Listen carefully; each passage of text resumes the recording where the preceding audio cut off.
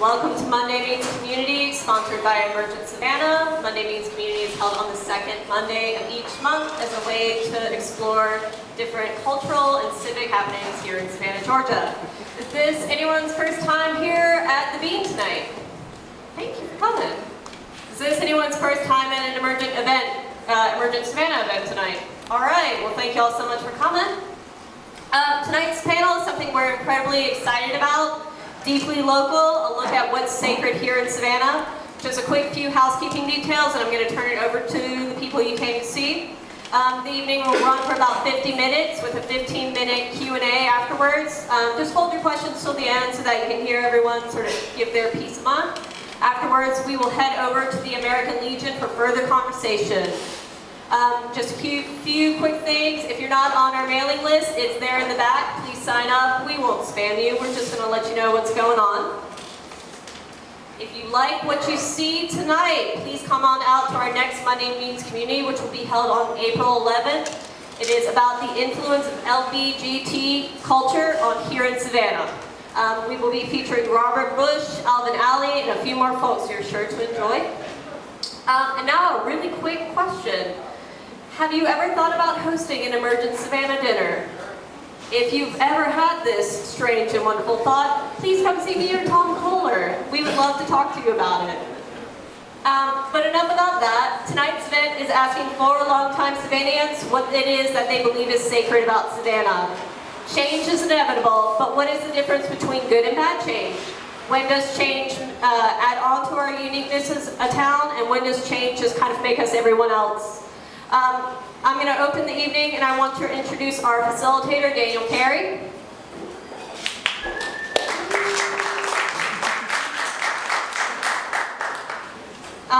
Daniel Carey, born and raised in Louisville, Kentucky, Carey graduated from the University of Notre Dame and received a master's degree in folk studies and historic preservation from Western Kentucky University. He's been working in preservation ever since and began his tenure at Historic Savannah Foundation in 2008. Ladies and gentlemen, Daniel Carey. Thank you, Courtney. Good evening. I want to, thank and congratulate Courtney and Tom for coming up with, I think, it's a very clever topic and a clever angle on a topic that we think a lot about, we talk a lot about. But we do so maybe from a very broad, maybe somewhat superficial perspective. And if I'm giving too much credit to Tom, you can correct me, Courtney, but the idea of going deeply local, really finding true Savannians, if you will, to kind of talk about the Savannah that they know and love in their words, their perspectives. We thought would be really interesting and informative and maybe help us think about our future as a community. You might tip us off to things that are sacred that we have been overlooking.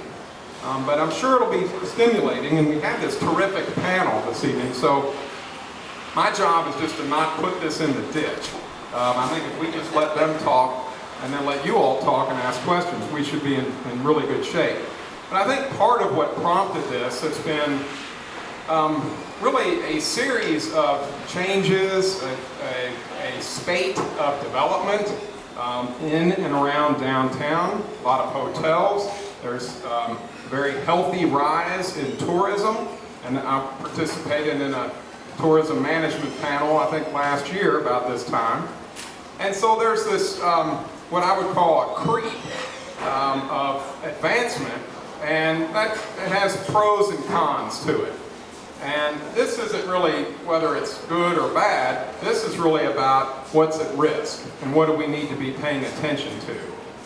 And I do have some perspective and experience on this from my many years in preservation, working in places like St. Augustine and Annapolis, Maryland, and to a large extent New Orleans.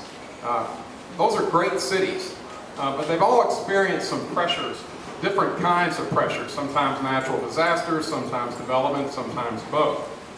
But I think we at Historic Savannah Foundation have been keenly interested in this subject for several years, been trying to push the city to adopt a tourism management plan. I am happy to not formally announced, but they are moving that direction. and they're committing funds, and we're going to get a tourism management plan. That's not a silver bullet, but that's something that we can do to manage change, because as Courtney set this up, change is inevitable. But I think what we would like to see is some form of managed change that is more on our terms and less on the terms of whoever it is coming in with their dollars and their influence, just to perhaps make a buck and move on. So this is much more about, you know, what's deeply ours and what is sacred to Savannah. So we're going to do all that, and we're going to stay on time. But I got to introduce the panel that you've come to hear and see. And I'm going to do them all at once. I'm going to start just with my right at Sonny Seiler. Many of you probably know these folks. Sonny's a prominent trial attorney, and of course was a depicted character in the book and the movie Midnight in the Garden of Good and Evil. In fact, you were a star of that movie. Began practicing law in Savannah in 1958. And is now of counsel, which is really the catbird seat at Boone Falligan. That's where you get sort of all the emeritus respect and little of the responsibility. Is that fair? Okay. You're reading over my shoulder.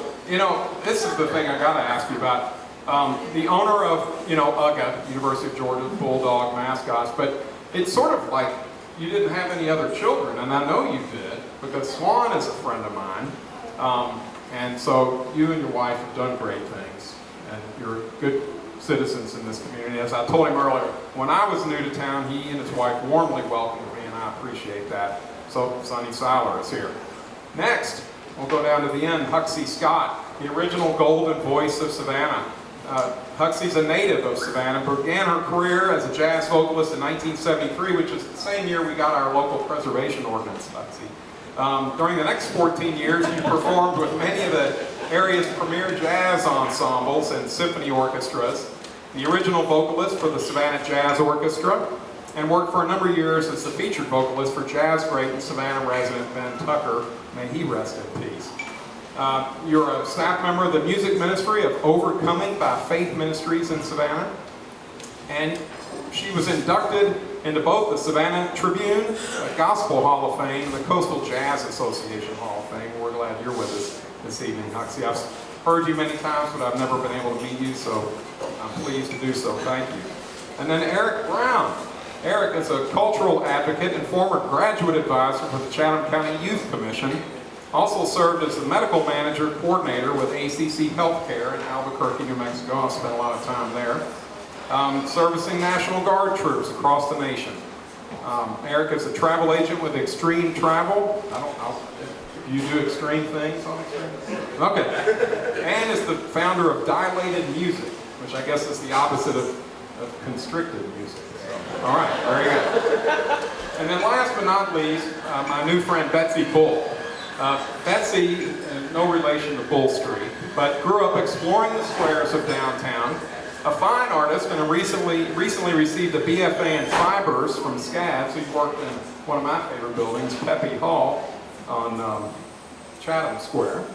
And Betsy's work is material and process-driven, drawing on a love for discovery fostered by Montessori schooling. For the past 5 years, Betsy has helped people aged 70 to 60 as an independent tutor specializing in high school math.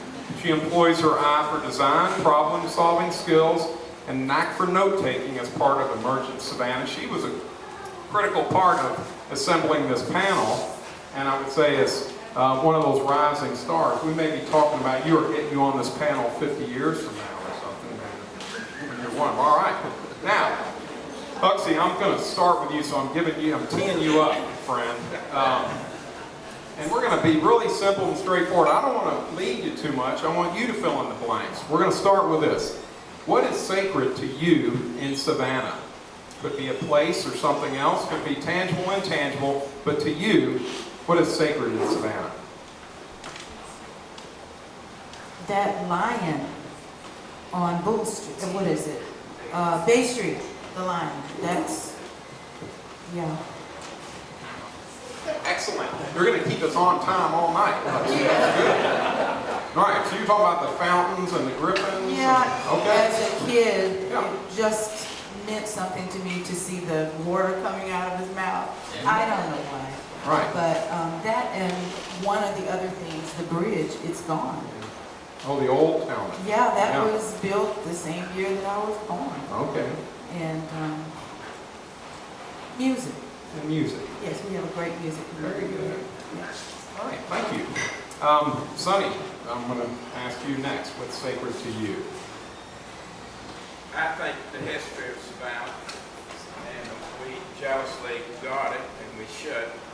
I go back to the biggest disaster we've ever had, and that's the destruction of the old city market. I say that because I was 5 or 6 years old. My family owned and ran the Grosseteria food store. Not a lot of you here old enough to remember that, but it was between Congress and Presses Dime Store. It was a grocery store. It was the first self-service grocery store. You could go in there, not with a push cart, but with a basket, and help yourself off of the shelves. And if you wanted produce, you went outside. Nobody followed you around to see if you were going to steal anything. And then you came back in and you checked out at the cashier's place. It was a wonderful experience for me. I grew up in that store, but I worshiped the city market, which was right across the street. And when I found out that it was being torn down, I couldn't believe it, and I can't believe it today. I think that is by far the biggest cultural loss that Savannah has suffered. And I don't know how we're going to replace it. I think they've done the best they could down there to make places attractive and nice. But once you tear down something like the city market, it's gone forever. And what did we gain from that? Well, we learned that we made a mistake letting that happen. And thank God for the 6 ladies who came in at that time and founded Historic Savannah and started protecting buildings that we now have. Had it not been for that experience, a lot more in Savannah would have been lost. Thank you, and well said. Well said. Eric, I'm going to ask you what's sacred to you, please. I think the first thing that comes to mind for me would have to be our resources, our natural resources, fishing, the wildlife, just being able to go, be it on a boat or just hop in my car with a rod and reel. Wherever I go, I can catch something. I can just sit down whether I catch something or not. Just enjoy the surroundings. You can always find a place of peace and quiet in Savannah, and that's something that you can't. The more you build, the less you're able to do. The more you allow factories to pump into our waters, the less you're able to do. And so, you can't get any more sacred than what's majority of the earth, and that's our water. Very good. Anything else? Very good. Okay. All right. And last but not least, Betsy Gold. We're actually in a place I think of as pretty sacred right now in Savannah, as a community gathering space. I think Forsyth Park kind of extends into that, where there are all kinds of cultural events for all kinds of people throughout the year, and that's a good meeting space. Good. Thank you. Very specific starts. Everybody had something very specific to share, and I think that's good. And we may come back to those in a little bit, and if others occur to you, feel free to raise those at a later time. Now, the second question, Sonny, I'm going to start with you. Everybody's going to start first at least once. And you, in a way, tipped your hand because you talked about City Market as being a great loss. So you might say either a little more about that or think of a second or a third loss that we have suffered here, because the question is, can you recall a poignant loss of something sacred in this community? What was it and how did it affect you? Well, it was a city market, and it's still affecting me. A lot of people don't remember that building, what went on inside of it. The people that gathered around it, they bought, they sold, they conversed. It was a melting pot of Savannah and surrounding communities. But, you know, as I mentioned, we did learn from that. And what we better look out for now is what's about to happen on Victory Drive. I'm talking about Johnny Harris's restaurant, whether you like it or you don't. I'm not a businessman. I never have been a businessman. I spent my entire life picking up the pieces from businesses that got into trouble by way of trials. But it's going to be gone, I'm afraid. Last night I had the privilege of going to a private party that was held in Johnny Harris's. And I saw so many people that I grew up with, and everybody was lamenting the decision to tear Johnny Harris restaurant down. But you know what? I learned from a very experienced real estate person. I won't say his name now, but if I did, you would respect him if you know him. I just found out that the real estate across Victory Drive from Johnny Harris's has been sold to the same conglomerate. Did you know that? I learned it last night. So they're going to have both sides of Victory Drive all the way to Home Depot. And if you think it's a tough road to ride now, you wait till that happens. One other person there told me, he said, I had a very prominent traffic designer tell me yesterday that if all that goes down, Savannah's going to have a nightmare like New York City never saw. So what are we going to do about it? Well, I don't know if there's anything done about it. But we got to watch it. Somebody wrote an article in the paper, I wish I'd kept it, suggested that Washington Avenue be extended on Eastwood. Did anybody see that? Yeah. That's going to be a decent answer to it. But can it ever happen? I don't know, but we're going to need another parallel street to Victory Drive to solve the traffic and the mess that all of this is going to create. Thank you. You're either prescient or you're reading my notes here because you keep staying a step ahead of me, and that's really great. No, that's all right. But you know, you're right. And in part, when we set this up and when Tom and Courtney conceived it, Johnny Harris was on their minds, and because it is sort of one of those Savannah places, it may be sacred to you or not, but it does help define us as a community. There's an identity to this community associated with Johnny Harris's and places like it.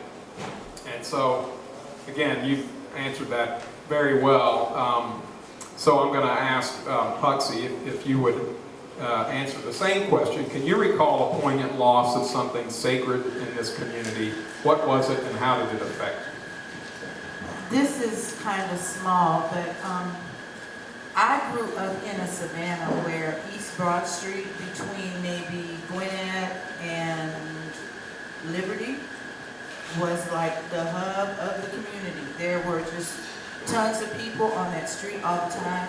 My grandfather owned a barbershop that was across the street. Incidentally, he worked at a barbershop that was in the city market area when I was a kid that was called Otis's Barbershop. That was a gazillion years ago.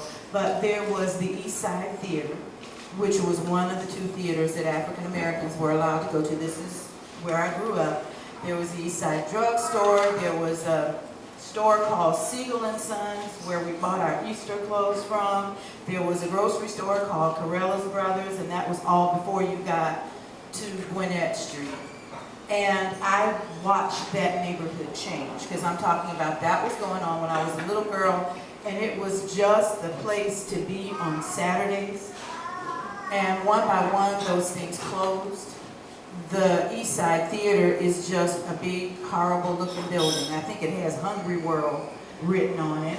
The East Side Drug Store is no more. There was also a restaurant called Bessie's where we all ate that was, you know, all in that area. Everything is gone.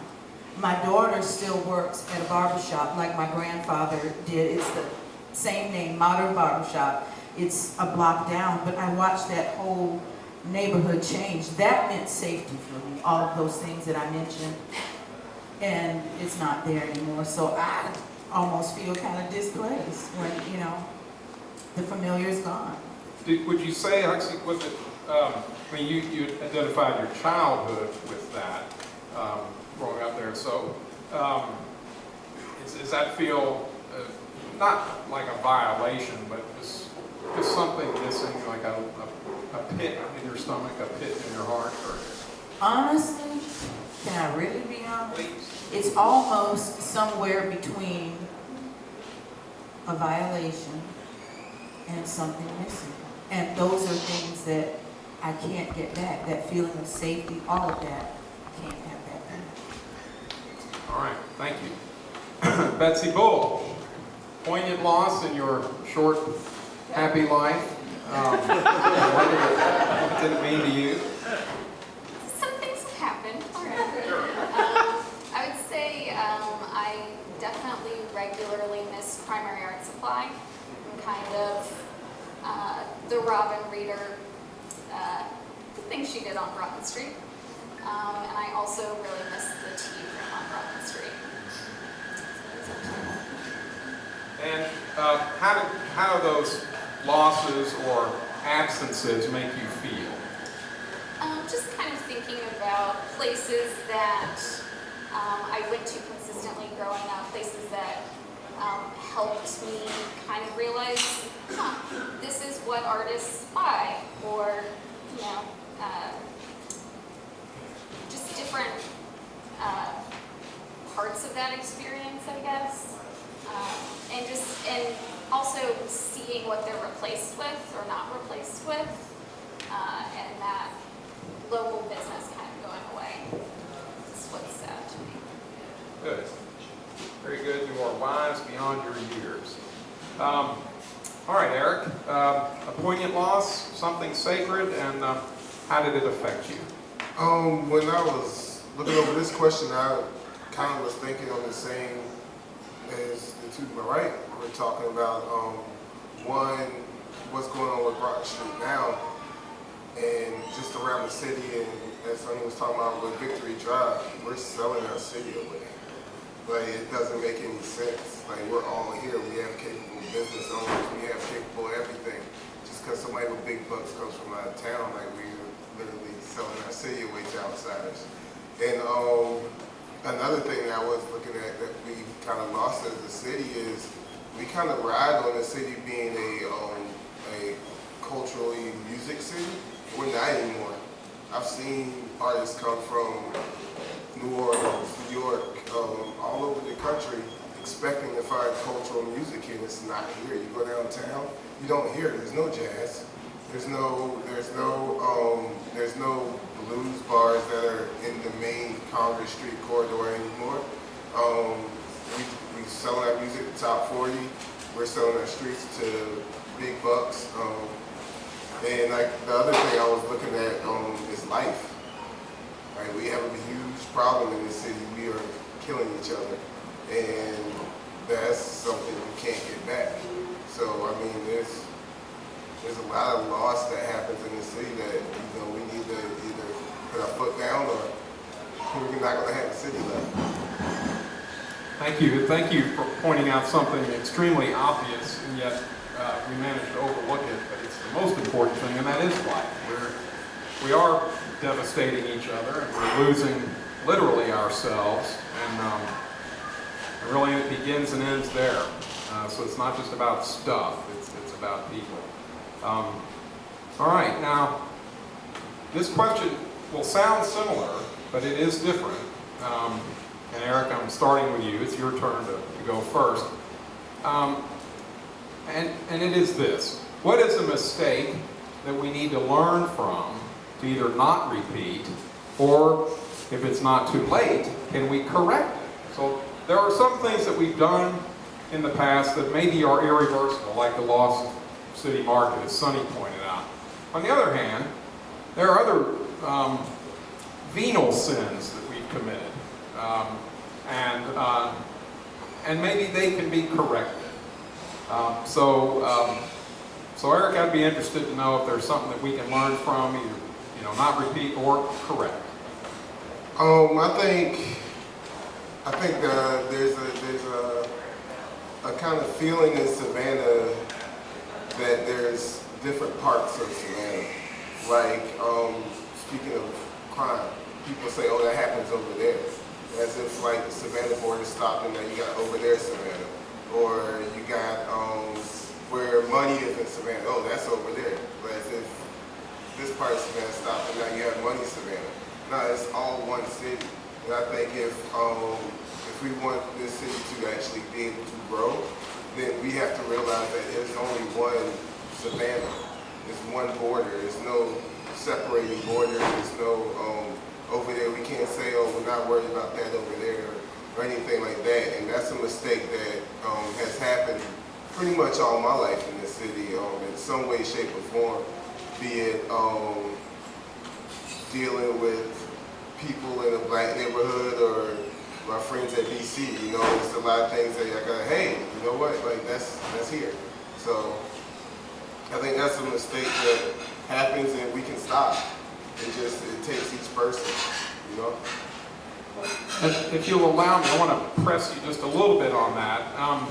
Tell me just a few ideas or thoughts you might have on how we can correct those things, because I agree with you, it's not too late, but we need good, sensible leadership on how to correct those mistakes, if you can help with that. I think it starts with the leadership, and we have some leaders that we need to weed out. Simple as that. I mean, we can't have scandals all over our leadership. And I mean, if we have scandals everywhere, then it trickles down from top to bottom. That's the way the government's set up. So I mean, you got to start with the leadership, and they got to set an example for the rest of the city. Good. So setting an example and some accountability. Exactly. As elected officials. Okay. And as people, as citizens in general, but especially our elected officials. Yeah. Right. To whom much is given, much is expected. Okay, Betsy Bull, you're going to go next. A mistake we need to learn from, either not repeat or, if it's not too late, correct. Well, kind of seeing what's happening on Broughton Street right now, it occurs to me that if Gap hadn't been there, if Banana Republic hadn't been there, there could have been a way for us to maybe stop Broughton Street from kind of turning into a mall. And I don't want it to be that way. I think most of us don't. You can go to Victoria's Secret in the mall. I'll never get over it. You can't. So just kind of thinking intentionally about who the space is for. Is this a space for corporations, or is this a space for locally owned businesses? Be careful about that. So again, like I did with Eric, let me press you a little bit and ask if you have suggestions or thoughts on how we kind of, I will say manage, not control, because free enterprise and capitalist system that we all sort of abide by or live with. But what are ways maybe that you think of how we can keep a balance, I guess? I think just being really mindful as we continue with development and as interest in our city really increases a lot. I have been to some of the MPC meetings that kind of talk about how we're making decisions, and I notice in those meetings that things take a long time when you're being intentional, and I think that sometimes it just feels like it's taking a long time, and maybe it's important to remember that it's because we're being intentional, it's because we're caring about our city that we're doing those things. Amen. Well said. Thank you. Excuse me. All right, Huxley. Actually, I'm sorry. I think it's your turn, son. I've got to keep this order right. So, what are your thoughts on this one? Correcting mistakes. Well, I think we learned a lot from the city mark, but it's dissipated. I think that the coming attraction, as they say in the movie, is the movie. And I don't understand why the state of Georgia and the local politicians all feel you have to tax the daylight out of those people and run them off to Charleston or down on the coast or to Florida. don't start capitalizing on the movie industry, it doesn't have to be sensational movies. It can be documentaries. Man, the ones that, who was it, Mike, wonderful, wonderful. I watch them every time they come in. But you've got to have the natural resources for it. You've got to have the trees with the moss on it. That's what they want. You've got to have the water. You have to have the beach. You have to have everything else that goes with this part of the country. They can't build this in Hollywood. They've tried. They want to come down here, but if we don't make it attractive for them to come down here, we're going to miss out on that. I'm not in the business, but I just sit back and watch it happening, and I wonder every time a big production is looking at Savannah, suddenly it's someplace else. I don't know, but it's going to take some thought, it's going to take some cooperation, and if we do land a big movie here, it's going to take cooperation by the city council to help them film in the public at the squares. We're going to have to help them with the traffic, make some sacrifices to keep them here, or they're going to go off. And then we're going to be in here 10 years from now lamenting their demise. All right, thank you. I'm glad you sort of clarified that the movie industry isn't just what appears in theaters. There's a lot of good other films and videos, documentaries that can be done about our city. So not everything has to sensationalize our community. A lot of it can just be what it is. I guess, as I like to say, truth is stranger than fiction. And it's interesting in its own right. But you're right, that we have to, this is not a movie set. We have the real thing. But if we're not taking care of it, then we risk that. And we risk that whole industry and maybe to an extent our identity. Because I think, as we know from the movie and the book, Midnight in the Garden Wheel, that in many respects put Savannah back on the map. We've always been on the map, but it drew additional attention to us. I think for the most part, for good. But we have to create an environment so that that's good. Fair enough. All right. Thank you all. Okay. Betsy Bull, I'm cueing you up now. It's your turn to go first. We might go a little deeper on this. Does convenience overtake culture? Oh, I'm sorry. I'm terribly sorry. There you go. I'm sorry. Huxley, please. I was about to breathe easy there. No, I think the mistake that a lot of people make, Americans in general, is that we elect our leaders and we expect them to solve all the problems without working with them. Y'all better clap on that, because you know it's just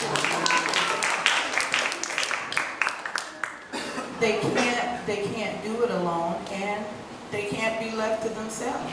Because then they'll make decisions that we don't agree with, but we weren't in the process. We expect them to be paragons of virtue. They're just people. You know what I'm saying? They're just people, like you and I, and they make mistakes. They just agreed to put their head on the chopping block in our stead. And we should remember that. We should remember to work with them. I'm not political or anything, but that's what I see. Well, thank you, and that's true. This is not a peanut gallery. This is a group of people who are really interested in care and get involved, and that's what you're suggesting is it won't be done for you, but so sit down with the leaders and express yourself. So thank you, and thank you for bringing me back to Huxley. But now we'll go back to you, Betsy Bull. At what point does convenience overtake culture? Are we there yet, or are we close to sort of emphasizing one over the other? When was the last time you were on Broughton Street? This morning. So you know. I think that that kind of goes back to my comment about the NPC, and also is kind of why I'm still in Savannah. I would say I got to a point where I was worried that if I left Savannah maybe 2 years ago, 1 year ago, I wouldn't recognize it when I came back. It wouldn't feel the same way downtown, just from local businesses and just the built environment. So I think it just all comes back to being intentional and being willing to work together and trying to figure out what exactly that means or how that works. So for a specific place, Broughton Street, you think we're there? We've already sort of tipped the scale. How do you feel overall about Savannah? I know you have this larger interest. So are we right on it? Are we still on the good side of it? Are we on the bad side of it? I think that there's a kind of an amazing amount of growth happening in Savannah right now, and I think you can look at Broughton Street and you can see all of those corporate chains, or you can kind of travel down Full Street and see all these new creative businesses and galleries and studio spaces, and that's what I like to see. So I think it just depends on where you look. All right, thank you. Eric, I'm going to ask you to go next. When does convenience overtake culture? Are we there yet? I don't think convenience should ever overtake culture. I think culture, if you listen to what everybody's been saying up here, she talked about their culture being destroyed and she felt a way about it. You talked about his culture being destroyed, you felt some way about it. And I mean, if you look back through history, period, when cultures are destroyed, people are lost. So at no point should convenience overtake a culture, be it a city or a people or whatever. That's all you have. If everything hits the fan, the only thing you have is your culture and your way of life. So, I mean, I think as a city, we're doing something very foolish to allow culture to demolish while we allow a few people to get rich. Because, I mean, I haven't been affected in a positive way by any of this stuff, other than the fact that we got some new shiny bars to go to. You know, like, I mean, so, yeah, we got to hold our culture, and we can't allow convenience to take it over. Or then we just become spread out people with nothing to grasp onto. Thank you. So I don't want to beat the dead horse of Johnny Harris, but it is a poignant sort of example, and it's very fresh. So there's an example where I've had so many people come up to me and tell me, you know, what can we do to save this? I had my first date there, or my parents' anniversaries were always there, and it's a personal place, very meaningful.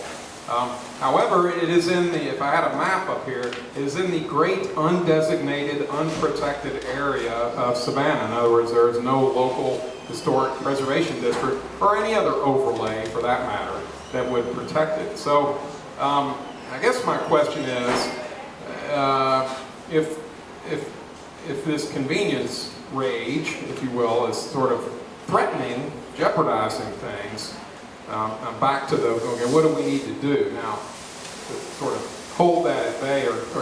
And preservation and historic designation is but one tool, and it's, you know, it is specifically designed to do something, and it does. But it's not the only thing out there, so this is not going to turn into a preservation panel. I think we have to hold again, it goes back to our leaders, because these zoning changes and all that stuff, that can happen. It happens all the time, whether we know it or not. If you're not constantly keeping up with tabs going on, like a zoning change that happened, you're like, oh, that's like Johnny Harris is getting destroyed. Everybody's like, what happened? But then somebody will tell you, a huge company just bought 2 sides of Victory Drive. So, I mean, that's the stuff we need. Our litigators need to be on our side, not on the money side. And I mean, it kind of goes back to, like, we got to have people in place that want our culture, not a monetary replacement.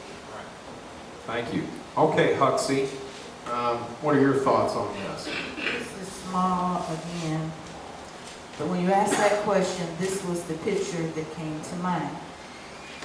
There is one handicap space, I think that is Hull Street in front of the Savannah Theater. One handicap space. And there's a big trash can. right in that space, right? That's the only space. There's a handicap space in that area, and there is a big trash can. Did y'all get Right, my- but yeah, no, that's the opposite of being intentional. I think that is being unintentional, which means kind of thoughtless. So, thank you, that's good. And then, Sonny, when does convenience overtake culture? Are we there yet? Don't look at my notes. Ain't reading if I look. You know, I hate to keep beating on this Johnny Harris thing, but I'm just sensitive about Victory Drive. Do you remember when it was advertised? In fact, it's on one of those monuments out there. The longest palm drive in America. Well, I challenge you to go count the Palomares, starting at B Road, going eastwardly, until you get out past where, well, Skidaway now, almost said where our house used to be. Too many of them were our house. But they're gone. Oh, they stick one or two in there every once in a while. The Zetas, they're gone. And they're going to go more. More and more of them are going to go when they start fiddling with the traffic route. It's going to be terrible. You're going to have to stay away from that part of Savannah, or it'll drive you crazy. And I don't know what the answer is. I don't know. I just lament every day that I see it happening. I pick up the paper and something new has been approved that I would not have approved. And how they get it done, I don't know. I guess it's politics. See Peter Muller back there, he probably knows about all that politics. Okay.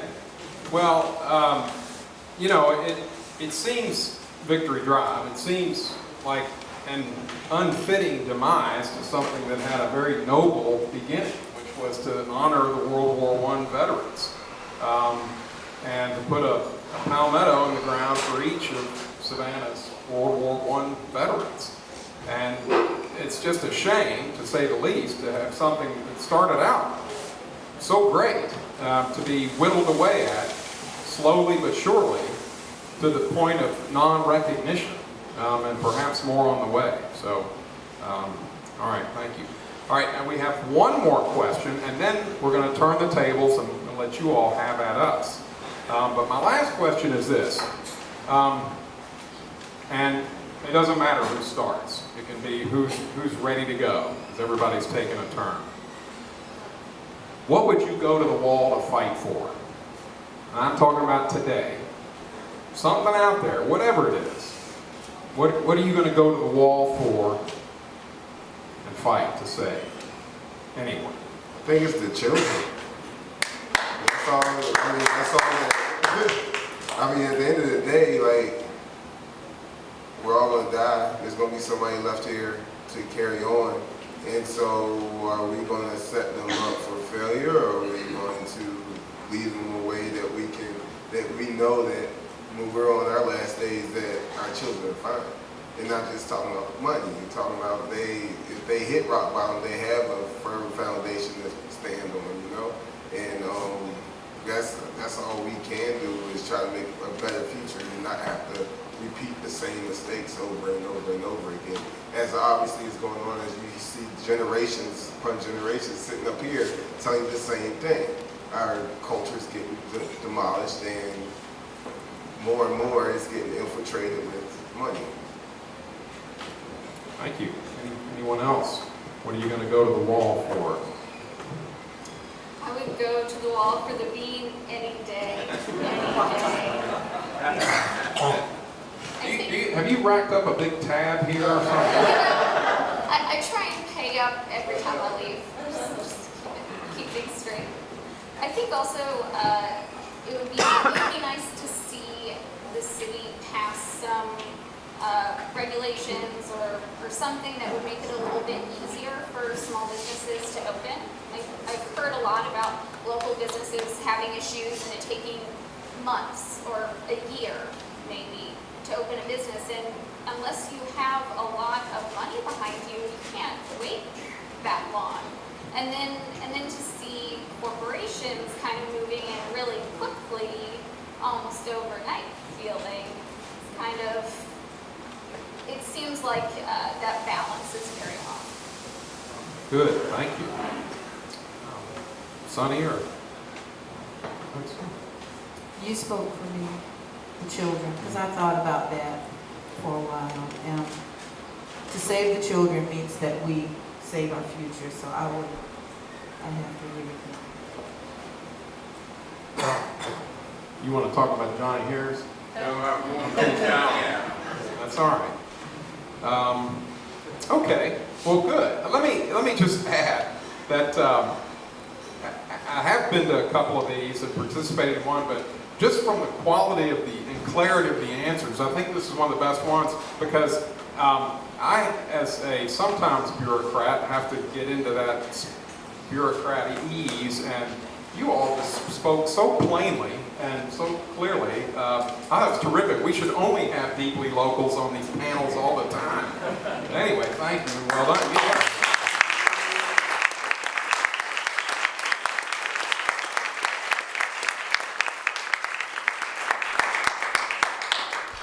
Yeah. Now I think we're right on time, even maybe a little ahead. So I will just recognize folks in the audience with your questions, and if you would please stand, I'd probably say identify yourself and then speak so that we can hear you, please.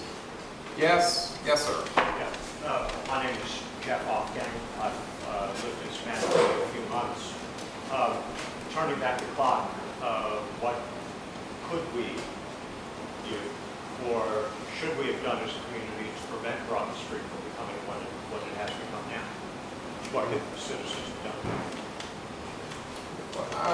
I think Betsy talked early about not so much exactly how, but talked about that balance, talked about the need to support local businesses, small businesses. So you want to try to tackle that? Well, I think a lot of it goes back to in the mid-90s when Gap and Banana Republic opened. Then it didn't really seem like a big deal, wasn't that noticeable, but in 2015, 2014, kind of noticing the development plans that were happening, a lot of people, when I mentioned it to people, they would say, well, Gap has been there, Banana Republic has been there, and so those being there kind of paved the way in a sense. It meant that we couldn't protect against corporations because we've had corporations on Broadway Street. So what could we do? Thanks. Anyone else want to add to that? I think it also has to do with like Savannah has a history of racial tension, and so when you have communities that only support people that look like them and don't support the other people who are on Broadway Street or on Bull Street or whatever, then those stores can't survive just off of one little segment of the city alone. Like a city has to support itself. So that too allows for big business to come in. Thank you. I saw John's hand up, and then John, I'm Steve. I'm Steve. I'm sorry. I don't have my glasses. It's bad. I'm Steve Ellis, and I'm fourth generation Savannah firefighter. My granddaddy ran a paint store at the city market for over 30 years, so our roots go deep. By the way, on the Broad Street issue, we've always had big stores on Broad Street. We had Dells, we had J.C. Penney's, we had Levy's, we had Crest. So Broad Street does have some large buildings that only a bigger store probably won't go into. You made an issue about what we would go to the wall for. What we all need to think about in Savannah is we have a multi-billion-dollar Texas corporation that's trying to rape and plunder the coast of Georgia as we speak. Their lawyers are hard at work trying to figure out how to get around the state of Georgia putting a roadblock up for them. If the coast of Georgia does not rally together to fight Kinder Morgan, we are in deep trouble because those guys will not take no for an answer, and they have billions of dollars to spend, and they have definitely set their sights on building their pipeline and expanding this big LNG catastrophe area just east of Savannah. If there is any issue that we all need to be passionate about in the next 5 or 10 years, it is protecting the most ecologically sensitive part of the entire east coast of the country, which is the Georgia bite. And we need to rally around that and get passionate about it, start spending our money. I know, for instance, Sonny lives on the water, and probably what makes Savannah more than the historic district, makes Savannah what it is we are surrounded by water. That is our history, that is why we're here. The Atlantic Ocean, the estuaries around here, we need to protect that. Everybody. Thank you.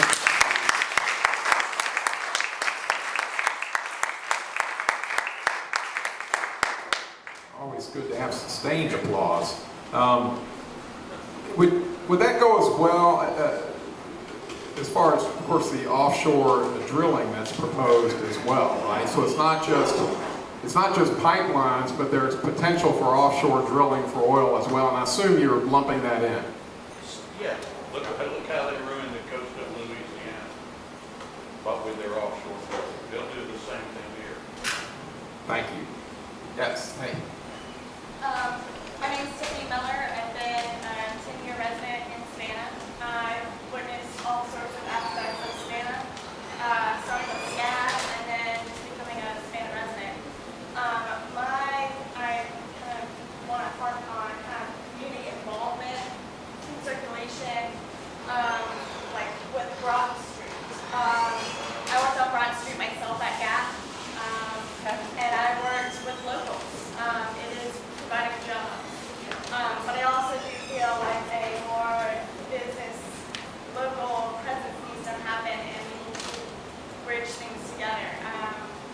I've also worked out at the Savannah Beach Canal, restoring the locks, and involving the community out there. They have a sense of nature, and when you're talking to them about Savannah, they have a completely different perspective. So I just kind of want to harp on how everyone just, it is a community, it is one city, and we all have the same resources, and just kind of see how we can bridge together and just be a stronger community. Because I do feel like with Savannah, we are the sister city of Charleston, but we are so different, and it delights me to be here. Thank you. Let's see. Yes, sir. And then I'll come to you. Thank you. Yes. Two things. One was touched on earlier when y'all said the kids.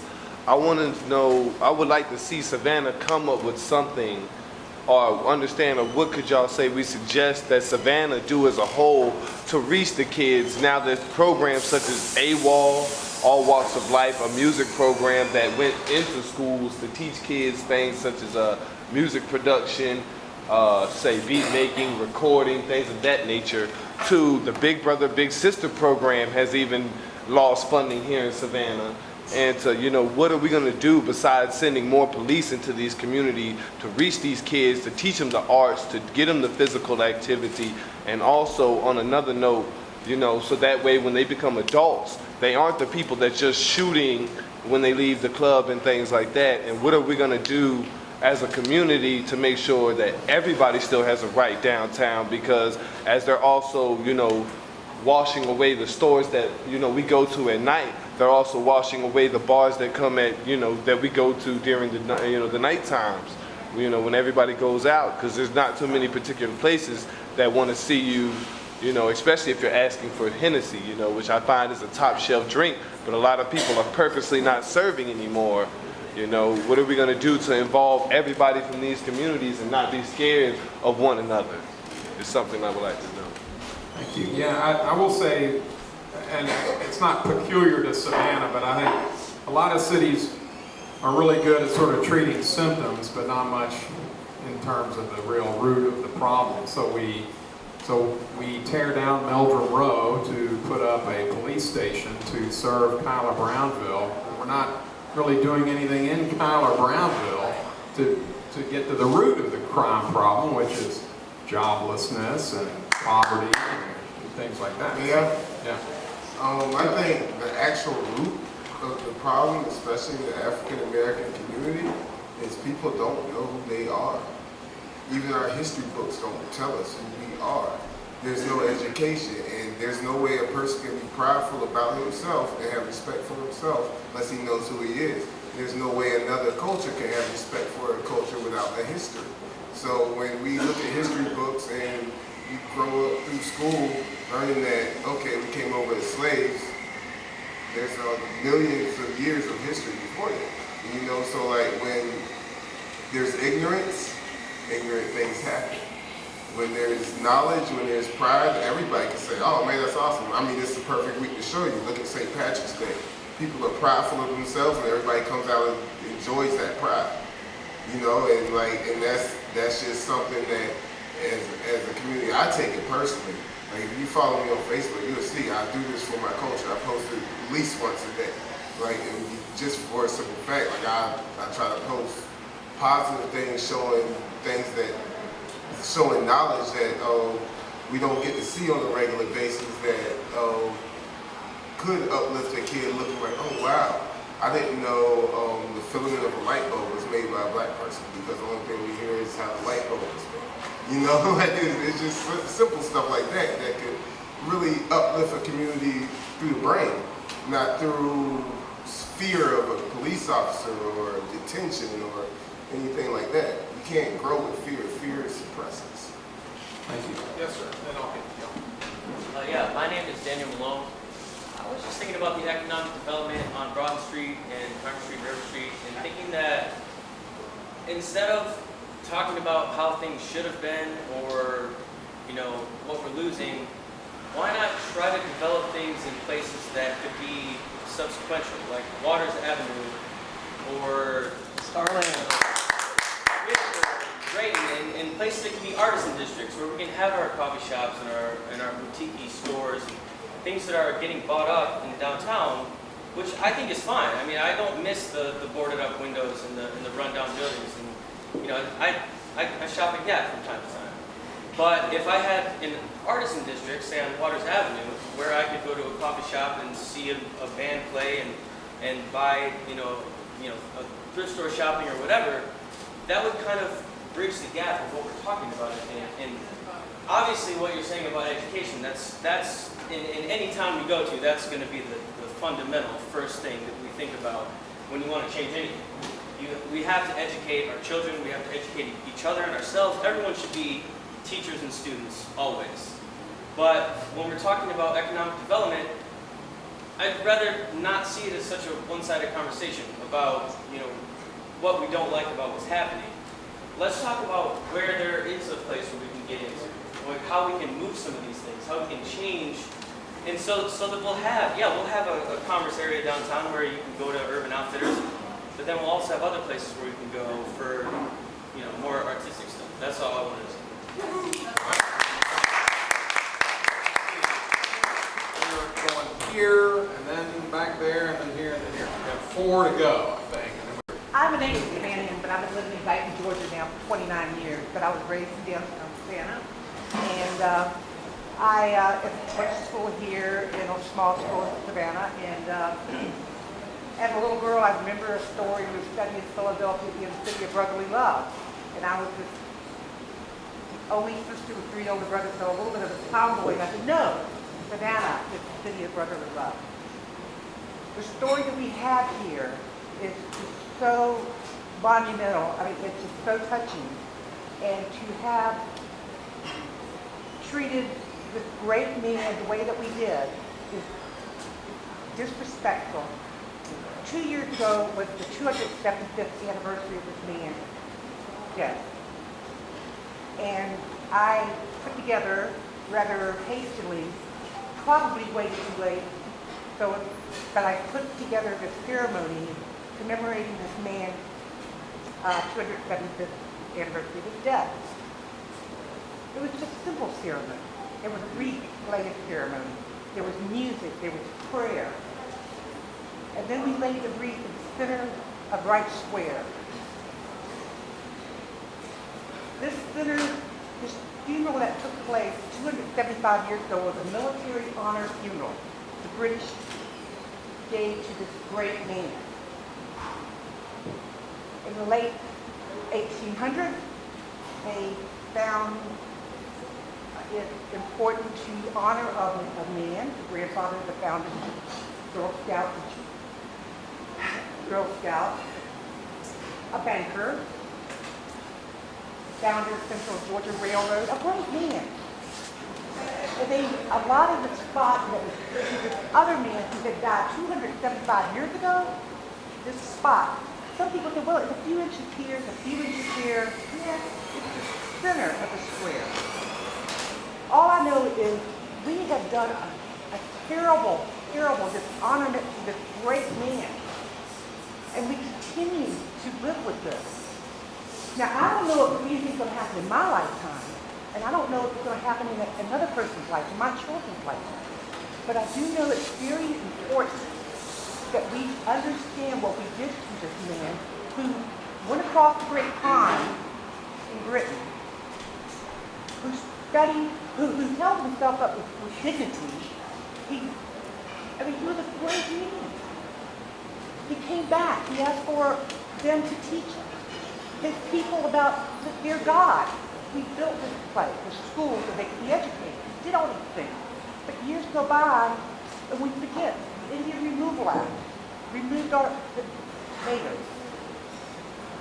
I mean, can't we modify this monument, perhaps, and make it back to Tamagotchi? They named the courthouse for him. They Okay, didn't. well, so your point is, it's we're not saying, yeah. And this is what when I saw the ad in the paper about this event, I said, sacred. There is nothing more sacred than a man's final resting place. And for another monument to be laid upon his cypress, his body fluids fed back into the earth, I think it's just awful. It's terrible. That's all I want to say. Thank you. Point taken. Yes, ma'am, and then over here to you. Hi, Lisa Drunken Lopez. Thank you for your insightful comments tonight. I'm mulling over and wrestling with one of the questions that was asked, which was about culture and convenience, and when convenience overtakes culture. And I think it's a really good question, and I'm also really troubled by the idea that we might live in a world that where culture is in opposition to convenience. And I wonder if maybe a productive way of thinking my way through that is about for whom is it convenient to kind of push culture aside and whose cultures are being pushed aside. And I also wonder, as we talk about what we're willing to go to the wall for, what really matters to us, I wonder if even in those conversations there are things that are convenient, there are fights that are more convenient than others. And I wonder what are the fights that we aren't willing to go to the wall for because we don't know how, because we feel it's too hard, or because we don't see other people taking up those fights. Thank you. Very insightful. We have a potential panelist, Tom. All right, now I think the last one here, if I'm getting my cues on time. I actually have a convenient way for everybody to make some culture, and it kind of ties up into identity and a couple other things, but I'm going to get out of the way so I'm not in front of you. On April 1st, we're actually at the First Friday Art March, which has been going on. We're actually celebrating our 50th Art March, which is really pretty incredible, on April 1st. And so I'm incredibly proud of that. And so what we're going to be doing is we're shutting down part of the street to start telling our own stories. And not just stories of culture, but stories of streetscape, stories of infrastructure, stories of buildings, stories of pop-up shops, stories of communities really coming together and kind of sharing these experiences. And so I'm trying to use the Art March as a means to create more stories so that 50 years from now, we'll have things that we'll actually really value, that aren't super old, but they're things that we have been making today.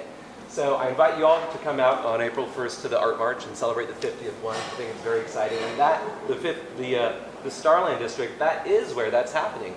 Like, I'm a business owner in that area. I couldn't have afforded a place up on Broughton Street, ever.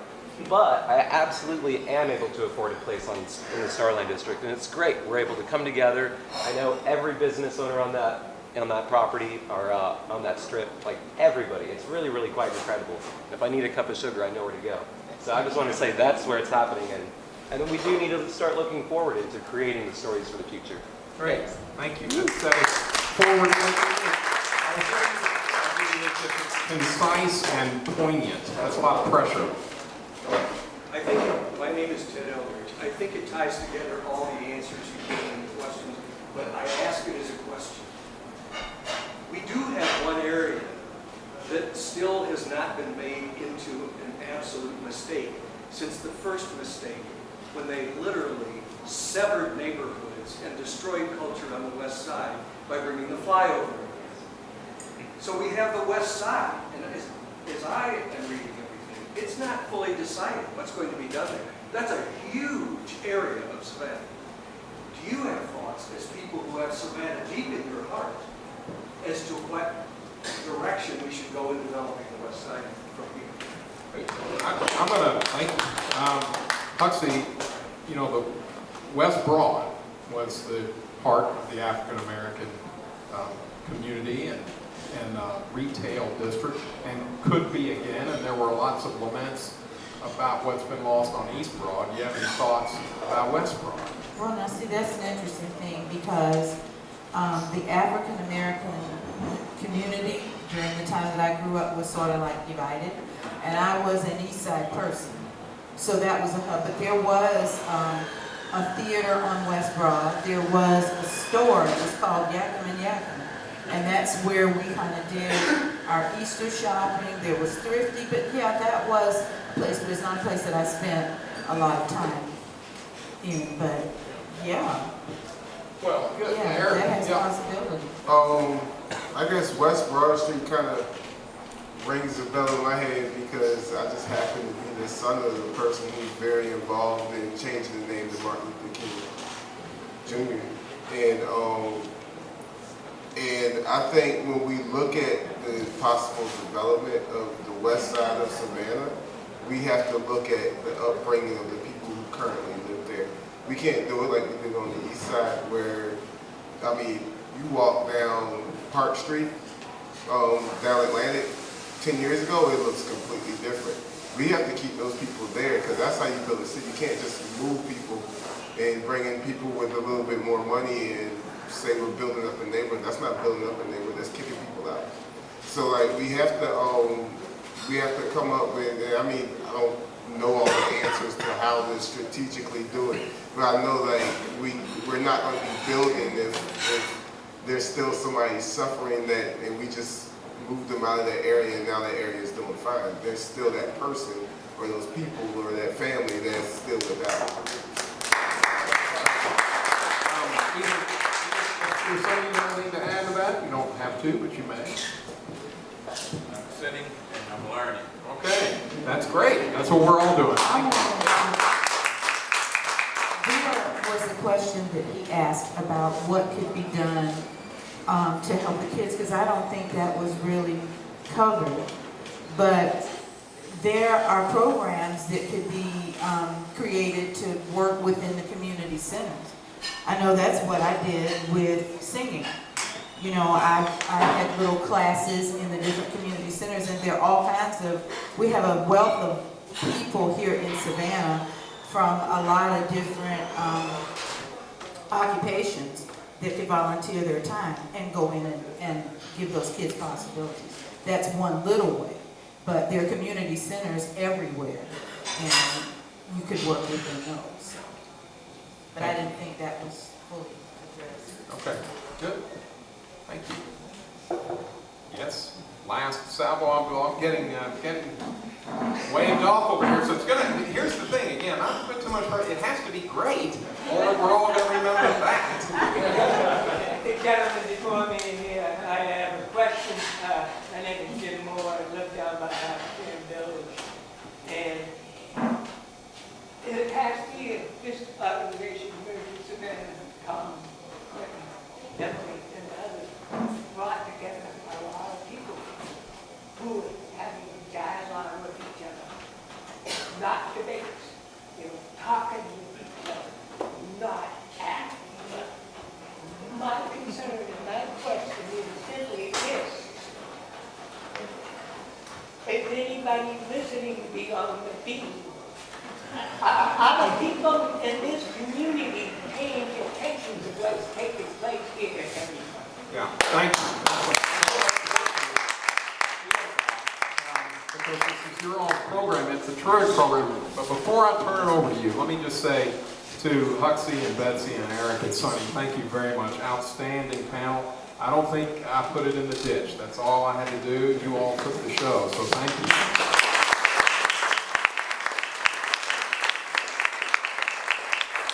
To your question, I have Lester Jackson on speed dial, so it's all, for the most part, it's good. A huge thanks to everyone on our panel. Again, please just give them a round of applause.